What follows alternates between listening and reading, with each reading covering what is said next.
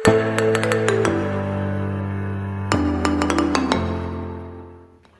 Student, हमने अपने lecture 3 में कॉम्बिनेशन ऑफ रेजिस्टेंस को समझाया था। अब उसी से आगे हम चलते हैं कि नेक्स्ट टॉपिक हम लेते हैं heating effect of electric current. ये कॉमन एक्सपीरियंस है। जब हम किसी वायर में से करंट को फ्लो कराते हैं तो वायर में जब करंट फ्लो करती है और आफ्टर सम टाइम हम डिस्कनेक्ट करके उस वायर को टच करके देखते हैं तो वायर हॉट हो जाती है। What the meaning of this? इसका मतलब है जो electric current passes energy, electrical energy, वो किस फॉर्म में कन्वर्ट हो रही है वायर में? हीट एनर्जी के फॉर्म में। इसे डिटेल में समझाने के लिए हम एक कंडक्टर लेते हैं। इस कंडक्टर का क्रॉस सेक्शनल एरिया ए है, इसकी लेंथ एल है। इसको हम एक बैटरी से कनेक्ट करते हैं। आपको बैटरी के सिंबल्स बताए थे ना, प्लस माइनस। यहां पे एक की लगा दी है और इसको कनेक्ट कर दिया। अब मेन चीज क्या होती है? हमने आपको बताया था जो करंट को कंडक्ट करते हैं वो होते हैं फ्री इलेक्ट्रॉन्स। क्या होते हैं? Free electron. और ये फ्री इलेक्ट्रॉन कैसे मूव करते हैं? Opposite to direction of electric current. जैसे इलेक्ट्रिक करंट ऐसे फ्लो कर रही है ना, तो ये इलेक्ट्रॉन जो फ्री इलेक्ट्रॉन होंगे opposite to electric current flow करेंगे।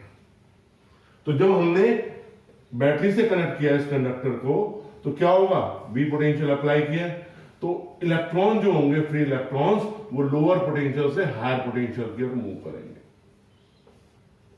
जब ये लोअर पोटेंशियल से हायर पोटेंशियल की ओर मूव करेंगे, हम बैटरी से करंट दे रहे हैं, इसे बैटरी से पोटेंशियल अप्लाई हो रहा है, पर ये क्या करेंगे? ये फ्री इलेक्ट्रॉन किससे मिले? पॉजिटिव आयन से, लेटेस्ट आयन से। अब ये क्या करेंगे? जब हम पोटेंशियल अप्लाई करेंगे तो पोटेंशियल अप्लाई करने के कारण ये लोअर पोटेंशियल से हायर पोटेंशियल मूव करते हुए लेटिस आयन से कंटिन्यूअसली कोलाइड करेंगे। इसका मतलब ये अपनी एनर्जी को क्या करेंगे? लूज करेंगे। और उसी एनर्जी को रीगेन करने के लिए कहां से लेंगे ये एनर्जी? बैटरी से। इसका मतलब जो बैटरी से एनर्जी जा रही थी वो लगातार किसमें कन्वर्ट हो रही है? कंटिन्यूअसली हीट एनर्जी में। क्यों? क्योंकि इलेक्ट्रॉन किससे स्ट्राइक कर रहे हैं? लेटिस आयन से। ये शो करती है, ये फिनोमेना शो करता है कि electrical energy is converted into heat energy due to collision of free electron with the latest ion of that material. अब कितना चार्ज फ्लो कर रहा है? हम आई करंट फ्लो करा रहे हैं ना, तो कितना चार्ज फ्लो कर रहा है बेटा यहां पे? Q is equal to I T time में। हमने इलेक्ट्रिक पोटेंशियल की डेफिनेशन से बताया था कि V is equal W upon Q होता है। तो work done in forcing the free electron to move कितना हो जाएगा बेटे? V into Q. ये फर्स्ट इक्वेशन है। तो V क्यू की जगह क्या आएगा बेटा? I T. ये second equation. We know that, हमने ओम्स लॉ पढ़ा है ना बेटा। ओम्स लॉ में V इज इक्वल टू क्या होता है? I R. तो W इज इक्वल टू यहां पे क्या हो गया बेटे? V के प्लेस में हम क्या लिखेंगे बेटे? आई आर और ये आई टी। क्या आ गया आपके पास? I square R T. Third equation. We know that I is equal to V upon R होता है। यहां पे भी हमने इक्वेशन सेकंड यूज करी थी, यहां पे भी हम इक्वेशन सेकंड यूज कर रहे हैं। W is equal to V I T में पुट करेंगे V upon R into T. क्या आ गया बेटा आपका? V square T upon R. ये जो वर्कडन हम कर रहे हैं, ये वर्कडन हमें किससे ऑब्टेन हो रहा है? इलेक्ट्रिकल एनर्जी से। तो जो हमारी इलेक्ट्रिकल एनर्जी कंज्यूम हो रही है वो किसके बराबर आ रही है बेटे? आपके वर्कडन के बराबर आ रही है। ये वर्कडन क्या हो गया? V I T I square R T और V square T upon R. ये इलेक्ट्रिकल एनर्जी है। We know that the rate of doing work done is known as power. Power क्या होती है बेटे? वर्क डन अपॉन टाइम और electrical energy consume per second.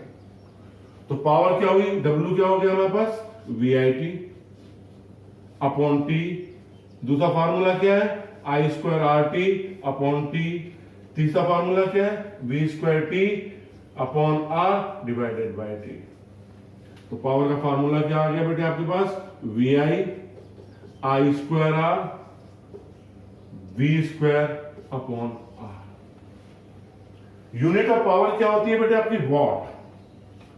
1 watt is equal to 1 joule per second, 1 second. इसका meaning क्या हुआ, अगर आप 1 जूल एनर्जी कंज्यूम कर रहे हैं 1 सेकेंड में, तो आपकी पावर क्या कहलाएगी, 1 वॉट कहलाएगी।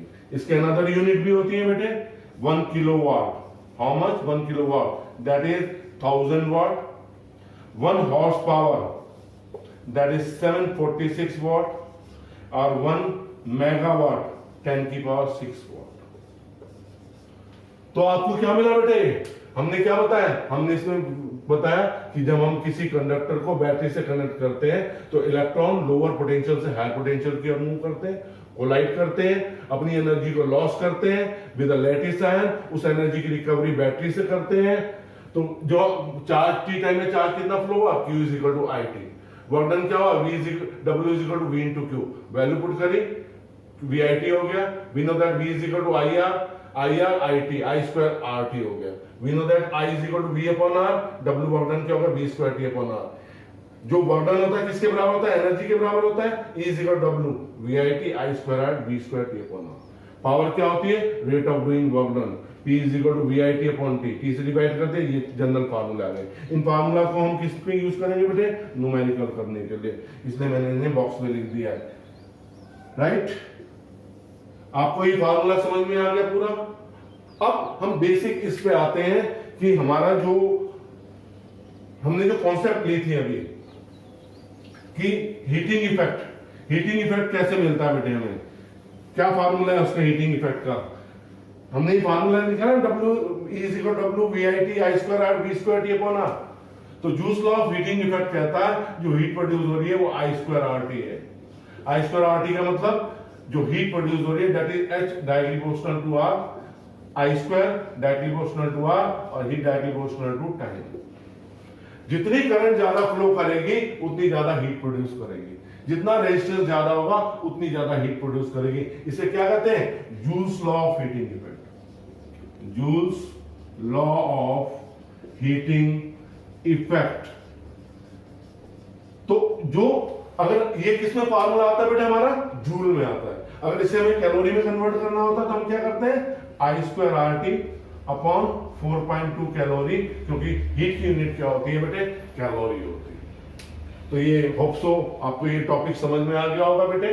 अब इस हीटिंग इफेक्ट को हम कहां यूज करते हैं, हीटिंग इफेक्ट को हम यूज करते हैं बेटे सो मैनी एप्लायंसेस में। मैंने आपको कल बताया था मेटल एलॉय, एक एलॉय की बात करते हैं, उस एलॉय का नाम है नाइक्रोम। सुना है आपने नाइक्रोम, इसका नाम? नाइक्रोम एक एलॉय है, 2 या 3 से ज्यादा मेटल का कॉम्बिनेशन है।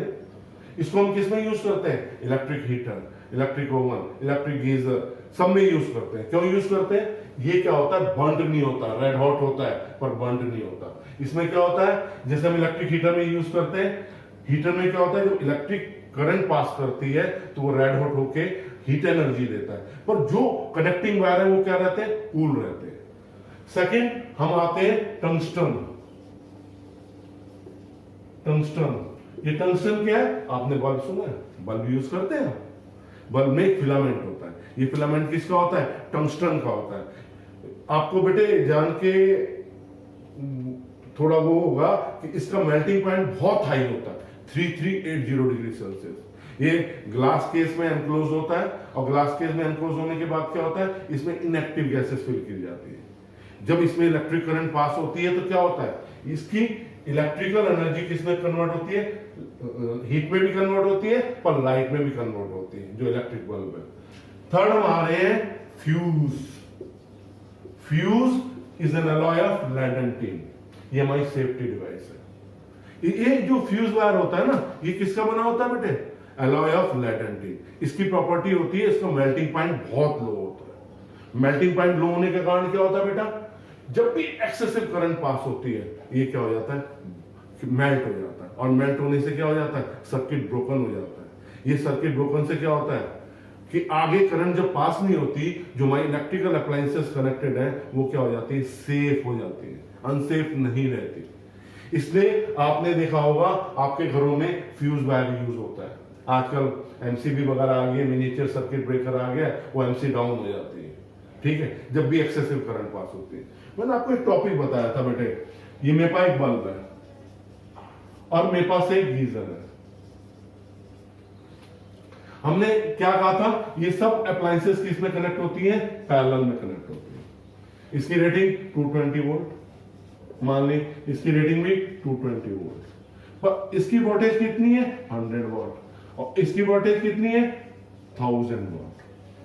सिंपल एक एप्लीकेशन बता रहा हूं मैं आपको। तो अगर आप इसकी करंट निकालेंगे I = P/V और इसकी करंट निकालेंगे I = P/V, तो आपको क्या मिलेगा, गीजर की जो करंट है वो बहुत हाई है और जो बल्ब है वो लेस करंट ले रहा है। इसलिए अप्लायंसेस सेम वोल्टेज पे ऑपरेट होती हैं, पर उन्हें जो करंट चाहिए होती है वो डिफरेंट अमाउंट में चाहिए। अब हम अपने लास्ट टॉपिक पे आते हैं। हमारा लास्ट टॉपिक है commercial unit of electrical energy. बेटे घर में बिजली का बिल आता है ना जिस दिन, उस दिन ना बड़ी महाभारत होती है। पिताजी कहते हैं इतना बिल कैसे आ गया, इतनी यूनिट कैसे आ गई है, तो उसमें क्या होता है, वो कैसे मेजर होती है हमारी यूनिट। जो commercial unit of electrical energy है वो है किलोवाट आवर। कोई अप्लायंस 1 आवर में 1 किलोवाट की जो अप्लायंस है 1 आवर में जो एनर्जी कंज्यूम करती है वो क्या कहलाती है, किलोवाट आवर। इसे यूनिट भी कहा जाता है। 1 यूनिट = 1 किलोवाट आवर। सिंपल, एक अप्लायंस जिसकी पावर कितनी है 1 किलोवाट है, 1 आवर में 1 यूनिट इलेक्ट्रिक एनर्जी कंज्यूम करती है। This is commercial unit of electrical energy. 1 kilowatt में कितने वाट होते हैं बेटे आपके 1000 वाट। 1 आवर में कितने सेकंड होते हैं 60 × 60 सेकंड। 1000 जूल पर सेकंड, दिस इज 3600 सेकंड। ये क्या आ गया बेटे आपका 36 × 10⁵ जूल। तो 1 यूनिट का मतलब है इतनी एनर्जी हमने कंज्यूम की है। बेटे मैंने आपको इस चैप्टर को बहुत सरल भाषा और बहुत सरल तरीके से समझाया। आपको मेरा चैनल के थ्रू समझ में आ रहा हो तो मेरे चैनल को लाइक और सब्सक्राइब जरूर करिएगा। बहुत बहुत धन्यवाद।